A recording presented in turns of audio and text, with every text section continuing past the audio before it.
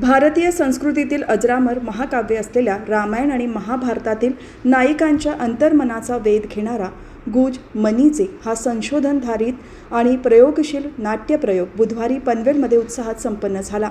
नादकला theatre and films निर्मित या अभिनव नाटकाचा शुभारंभ आणि पहिला प्रयोग आद्य क्रांतीवीर वासुदेव बळवंत फडके नाट्यगृहात पार पडला.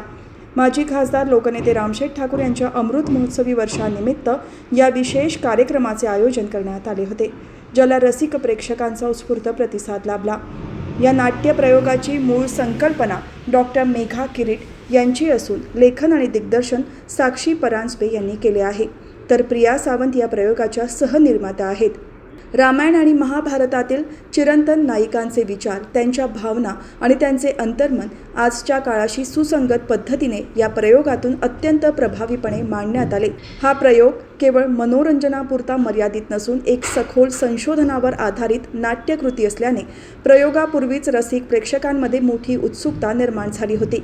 प्रत्यक्षात प्रयोगादरम्यान नायिकांच्या व्यक्त होणाऱ्या भावनांनी प्रेक्षकांना खिळवून ठेवले. या प्रयोगावेळी माजी खासदार किरीट सोमय्या, मेधा किरीट सोमय्या, प्रिया सावंत, साक्षी परांजपे, अभिषेक पटवर्धन, श्यामनाथ पुंडे, चिन्मय समेळ, अमोल खेर, वैभव बुवा, आदित्य उपाध्ये, निखिल गोरे, सुनीता खरे यांच्यासह अनेक मान्यवर उपस्थित होते. या यशस्वी आयोजनासाठी पनवेलचे आमदार प्रशांत ठाकूर आणि पनवेल महानगरपालिकेचे माजी सभागृह नेते तथा नगरसेवक परेश ठाकूर यांचे आयोजकांच्या वतीने विशेष आभार मानण्यात आले.